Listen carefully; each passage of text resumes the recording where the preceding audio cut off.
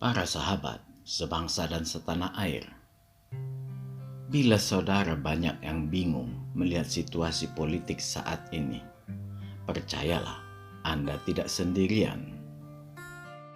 Tetapi, bagi kalangan nasionalis, kondisi saat inilah yang paling baik bagi negara kita yang plural. Banyak orang yang menganggap dirinya seorang pluralis. Tetapi ketika diperhadapkan pada kepentingannya sendiri atau kelompoknya, sifat pluralnya tersebut menjadi hilang. Bahkan tidak jarang dibungkusnya rapat-rapat.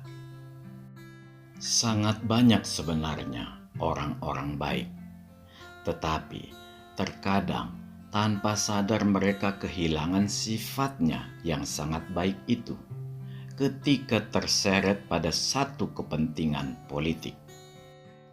Bila dahulu mereka membela Jokowi dari gerundelan seorang Rocky Gerung, sekarang situasi menjadi terbalik. Justru mereka sekarang sangat sulit dibedakan dengan Rocky Gerung. Salahkah mereka? Saya harus mengatakan dengan tegas, mereka salah. Bila hendak bermain di skala politik, harus mau melihat seluruh permasalahan secara komprehensif. Belajar untuk mendahulukan kepentingan rakyat adalah segalanya. Tidak boleh menggunakan kacamata kuda. Terlebih, sebagian besar mereka adalah anak muda yang berperan sebagai influencer yang menjadi tumpuan harapan kalangan nasionalis. Para sahabat sebangsa dan setanah air, 3 pasang capres-cawapres telah muncul dan terdaftar sebagai kandidat peserta pemilu. Memang itulah kualitas kita saat ini, yang hanya bisa memunculkan kandidat-kandidat dengan kontroversi masing-masing. Siapakah yang salah? Apakah kesalahan berada di lembaga survei yang hanya bisa menampung aspirasi dari sebuah ketenaran di masyarakat? Apakah memang hanya itu isi bangsa dan negara kita ini? Sudah pasti tidak. Sangat banyak orang-orang hebat di negeri kita ini yang tidak dapat masuk ke radar survei. Ya, negara kita sangat besar dan penuh dengan orang-orang hebat. Dan kita pasti sepakat, orang hebat di sini adalah berdasarkan penilaian orang banyak, bukan berdasarkan penilaian dirinya sendiri, yang merasa dia hebat dan pantas menjadi capres. Orang yang keblinger seperti ini juga sebenarnya banyak dan tetap masuk ke radar partai. Mengapa saya katakan masuk juga ke radar partai? Memang kuncinya adalah di partai. Hanya partai dan koalisinya yang berhak mengajukan capres. Disinilah peranan rakyat sangat vital. Harus mau turun menseleksi calon-calon yang diajukan partai. Jangan pernah begitu saja menerima calon yang disodorkan tanpa memeriksa track record calon. Mengapa calon yang abal-abal juga bisa lolos? Sulit untuk ditolak. Dikarenakan banyak juga partai yang hanya sekedar ingin mendongkrak persentase perolehannya di pemilu. Bagaimana dengan rakyat? Kepentingan rakyat hanyalah sebagai lip service, hanya slogan semata. Para sahabat yang saya hormati, bila partai hanya berlakon seperti itu, bagaimana sebenarnya cakupan berbangsa dan bernegara? Sayang, kita tidak akan bisa berharap banyak. Bila hanya berkutat di situ, maka sulit diharapkan partai mau memikirkan ancaman radikalisme. Mereka hanya mencoba meyakinkan masyarakat dengan mengajukan calon yang dikemas adalah anti-radikalisme. Dan itu bisa menjadi sebuah hal yang benar, bahwa yang bersangkutan memang memiliki track record menolak radikalisme. Apakah cukup seperti itu? Disinilah keseriusan sebuah partai dipertanyakan. Kita ulangi, apakah cukup sebuah partai mengajukan calon yang anti-radikal?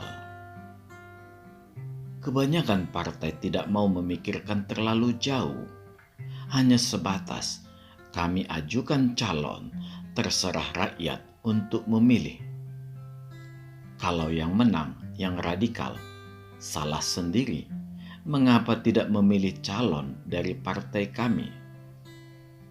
Disinilah keterbatasan pikir partai yang hanya memikirkan partainya harus menang dan mutlak berkuasa. Di banyak video saya mengecam pemikiran seperti ini. Saya sebagai rakyat menginginkan partai adalah sebagai mesin pencetak kader atau calon sebanyak mungkin yang bisa disodorkan ke rakyat sebagai end usernya. Bila partai bisa berlaku seperti ini, maka partai bisa memberikan kader-kader terbaiknya untuk dipakai partai lain juga untuk diajukan sebagai capres partai tersebut. Bila di dalam bahasa bisnis, sebuah partai bisa mengeluarkan supporting letter kepada seluruh kadernya yang dipakai oleh partai lain. Supporting letter ini bisa sebagai jalan keluar apabila partai tidak diizinkan untuk mendukung 2 kandidat atau lebih. Dan ini harus dimungkinkan dikarenakan tidak tertutup kemungkinan bahwa sebuah partai suatu saat nanti mampu melahirkan kader-kader yang disukai oleh masyarakat. Bahkan, bila situasi partai tersebut sangat baik, bisa saja partai yang bersangkutan tidak perlu mendukung salah satu kandidat, tetapi justru berkampanye dengan memperlihatkan banyaknya kadernya yang dipakai sebagai capres atau cawapres. Para sahabat yang saya hormati, sebagaimana kita katakan tadi, partai belum berpikir terlalu jauh dalam konteks berbangsa dan bernegara. Masih sebatas teori belaka dengan berkata, silakan memilih capres kami yang anti radikal. Hanya itu yang bisa mereka tawarkan ke rakyat. Selebihnya adalah urusan rakyat. Sebenarnya, bagi rakyat, tawaran seperti itu tidak terlalu bermasalah. Apabila kandidat yang ditawarkan memiliki bargaining posisi yang sangat kuat dalam hal anti-radikalisme. Sayang, tidak ada calon dari partai yang seperti itu. Tetap masih sangat membutuhkan backup penuh dari rakyat untuk mengokohkan calon yang ditawarkan. Disinilah permasalahannya. Bila seperti ini, sebenarnya tanggung jawab siapa bila ada kandidat capres yang masih memiliki kemungkinan besar membawa dalam tanda kutip pasukan radikalnya? Bahasa yang sangat membosankan yang selalu digaungkan adalah radikalisme adalah tanggung jawab kita bersama. Sebuah jawaban yang sangat formal tanpa memiliki kekuatan untuk mencegah secara efektif.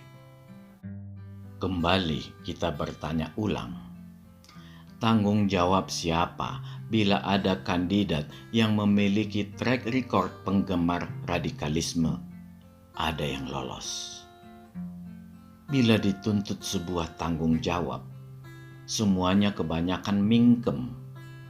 Tetapi tetap paling keras bersuara bahwa yang berhak mencalonkan kandidat capres hanyalah partai.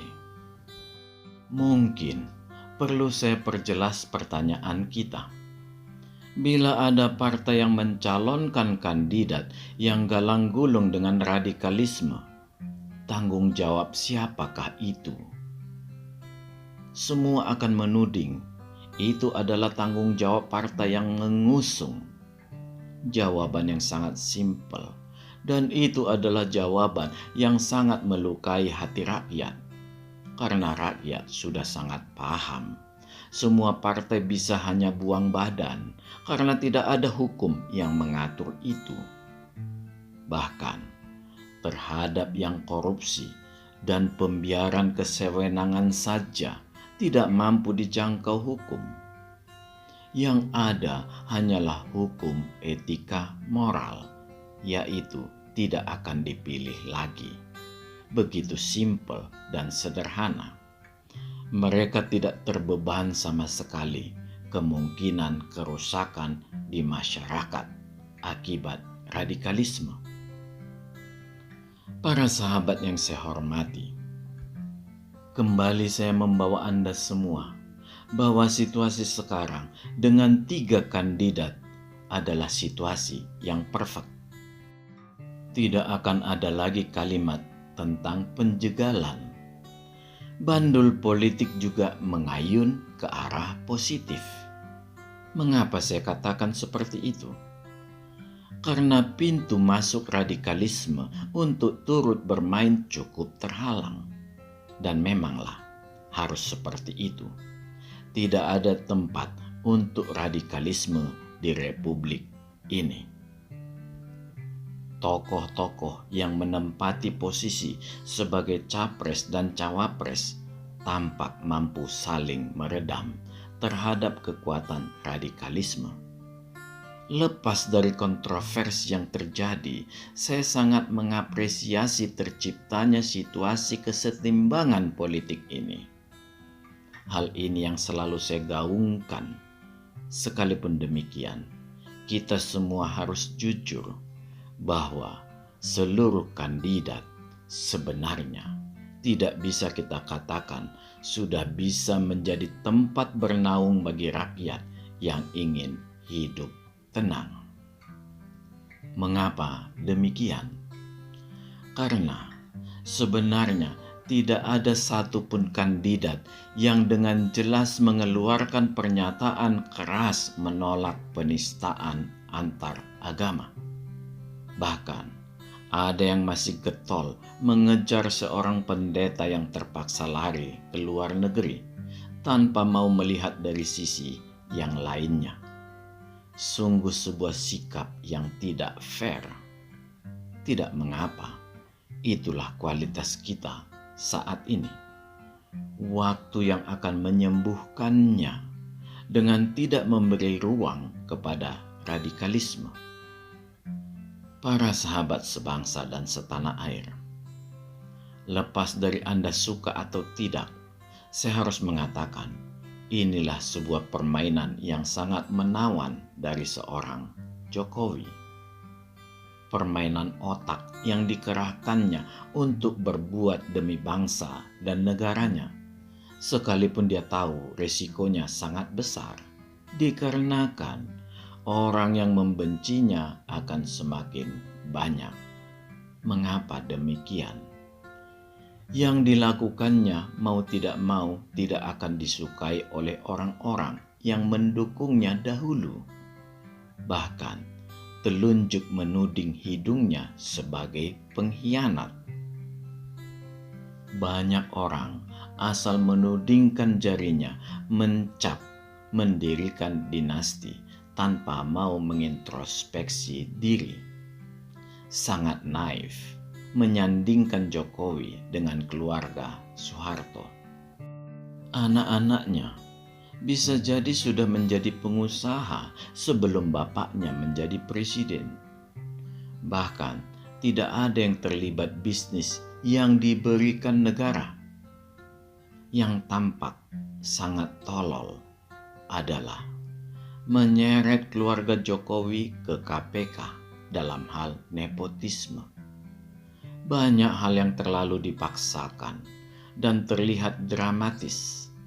Sementara KPK sendiri masih sibuk diperiksa problematiknya.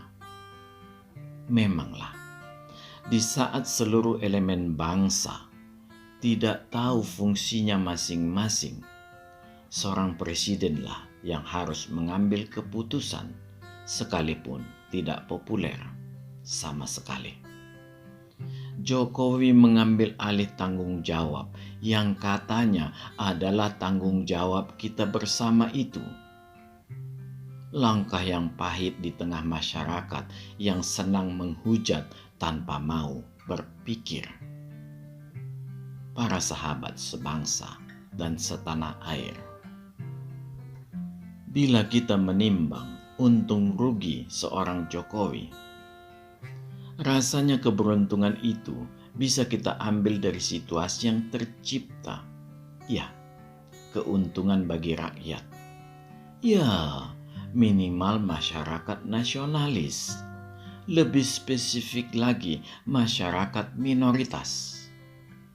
Sedangkan masalah keterpilihan secara mayoritas masih terjaga. Pendulum masih berpihak ke Ganjar dan Mahfud. Sebuah pertanyaan, bisakah Ganjar Mahfud kalah? Sangat bisa. Bila Jokowi all out mendukung Prabowo dan Gibran, bukan hal yang sulit mengalahkan Ganjar dan Mahfud. Mungkinkah itu dilakukan Jokowi? Sangat mungkin. Keterbatasan emosional seseorang ada limitnya. Permainan playing victim yang dilakukan untuk menjatuhkan Jokowi terus-menerus bisa membuat seseorang berbalik arah. Kue sera. Pendukung Jokowi tidak sedikit dan banyak yang mulai terpancing emosinya. Ditambah adanya isu ancaman 4 bulan lagi seolah ada perlawanan di DPR. Terlalu banyak orang yang merasa sebagai negarawan, tetapi bicaranya asal ngejeblak. Berhati-hatilah dalam melangkah dan berbicara. Permainan playing victim bisa menjadi bumerang dan mengundang antipati. Para sahabat sebangsa dan setanah air, pertanyaan kita terakhir sekali lagi, apakah mudah membuat Jokowi sakit hati? Rasanya ini sulit terjadi. Dia selalu berusaha berpikiran positif. Dia mengenal banyak hal melebihi kita semua, termasuk karakter tiap kandidat. Yang pasti, seperti yang sering saya katakan, dia tidak akan mau menjerumuskan anaknya ke dalam rimba raya politik. Dan dia juga tidak ingin anaknya mengalami hal yang buruk sebagaimana dialami banyak orang berkaitan dengan karakter. Yang pasti, Jokowi sudah meletakkan sebuah dasar pemilu yang damai. Itu yang harus kita jalin dengan baik. Menilai dengan hati yang jernih pada tiap kandidat yang akan dipilih. Di tahap kedua nanti, baru bisa dilakukan pembicaraan kembali dengan lebih tenang dan dari hati ke hati. Bila yang terjadi sebaliknya, kembali saya katakan, kue sera. Salam, majulah Indonesia.